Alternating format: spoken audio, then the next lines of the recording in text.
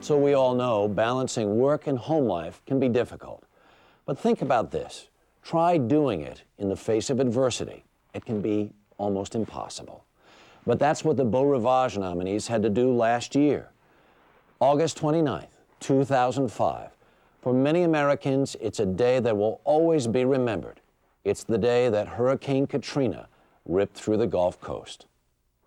Unless you've experienced total loss and devastation, no one can truly appreciate the tremendous amount of courage and faith it takes to persevere, overcome, and move on with life.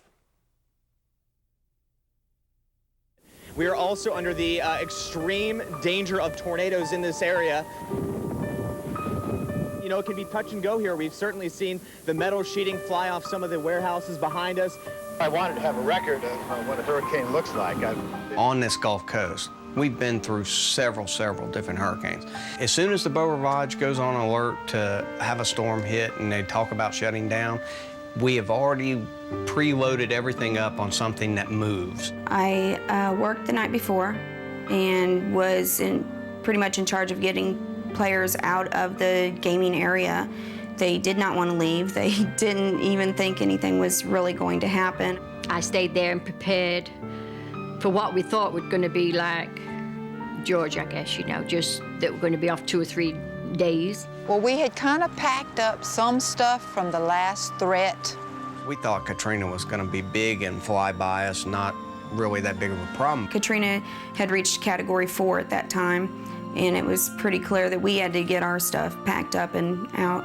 We just took maybe a couple pair of shirts, a couple pair of pants, thinking that it'll just blow by, and we'd come back, and you have your home. So I did get over here and get some of my personal things. I didn't leave the coast. I stayed at the house.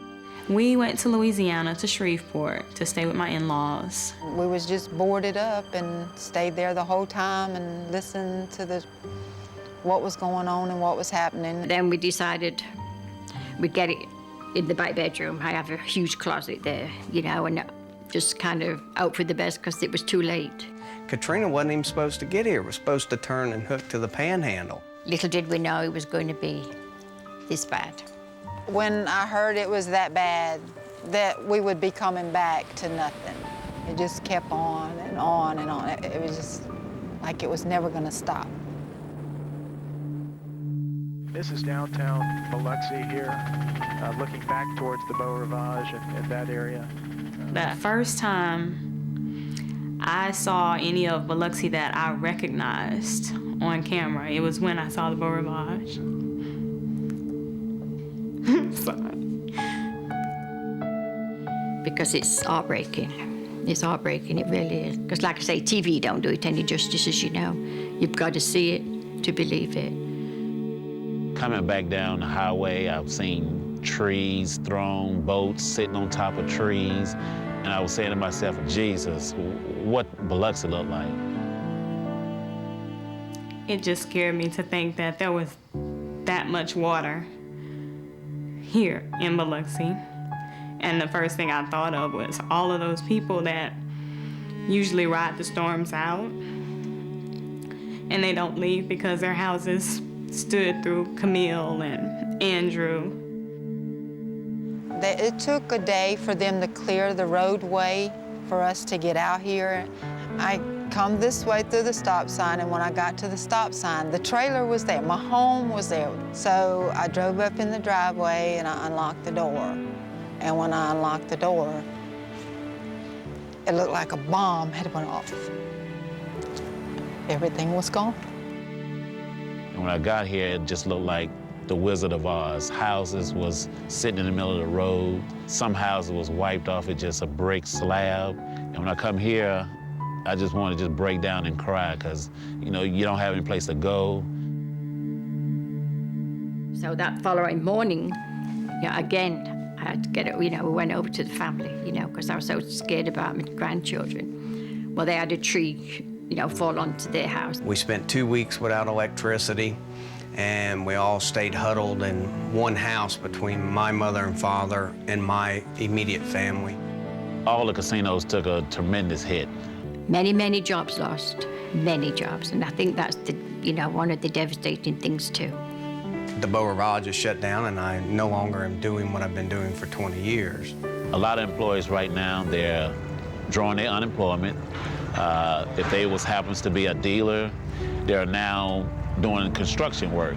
Well, we have a small construction business, I always do the cleanup. When we're through, I go in and help the people clean up. I work for Spirion, and we manufacture ATM machines. It's an assembly line, and it's an experience. It done changed the way they used to live to like now they have to adjust to any kind of income is better than no income. I'm in security. I had a job because we had to protect the property from looters. Delta 7 Control. At the Beau Rivage, I was a casino host and do basically the same thing that I do now at New York, New York. I had never been to Las Vegas before. I looked online and rented the house online, put the kids in the van, got in the van and drove cross country. You want some apple, Jackson? You sure? Raising 4 children without my husband here and working full-time is quite a challenge in itself. You cannot beat the benefits of a corporation. It is the #1 missed thing in my family's life right now. Through everything, we have not ever suffered anything that a person can't endure and get over and move on happily with their life. We'll be closer for it. I love you. I love you. Not seeing my children. I mean, they my life. But listen, be real good, won't you? Be real good for Mama, okay? I always find time for my family, always, and I think, I can talk to them on the phone, brings a smile to my face. Well, we'll see you soon, won't we, though, huh? Not only did we lose a lot, this hurricane separated us. That's the Ocean Spring Greyhound, you see? I get through the day because of my granddaughter. All the pictures up in that entertainment. Yeah, your trophies and stuff when you all was in school, all of that's gone. Well, they're finna get ready to bulldoze it. When they do it and get it over with, and I'll be glad when they do it. I'll get tired of looking at it. It just brings back a whole lot of memories. You need a miracle, basically. You need to win the lottery just to get a start back over. Look at Mommy. Let's go see Blue. Home life has become more of a priority to me now, being more around my family. I enjoy the time I spend with my husband and with my baby and wondering what things are going to be like when this one gets here, too. Can't wait to see what things are going to be like at the Beau Rivage when they reopen. I'm so ready to go back. I know, me too. But maybe the Lord spared us so we could help people, especially my husband and my son, to get back to where they were. It takes something like Katrina or some other events in your life to make you realize maybe you are doing what you do. Well, I'll be glad when we open back up because when it was hitting on all cylinders, it was the place to work. I have full intentions to return to the Beau Rivage. It's who I am, it's what I do. The Beau Rivage was very good to me. Don't get me wrong, I do believe I was a good worker too. They got a lot out of me.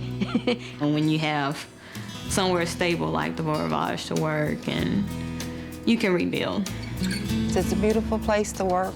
I'm proud of it, so that's my second home. I think it's going to be a day of jubilee and exuberation. I think everyone is just awaiting the day. That's what keeps them going, to know that there is an end in sight, that we will be back together. We will rebuild. We're not going anywhere.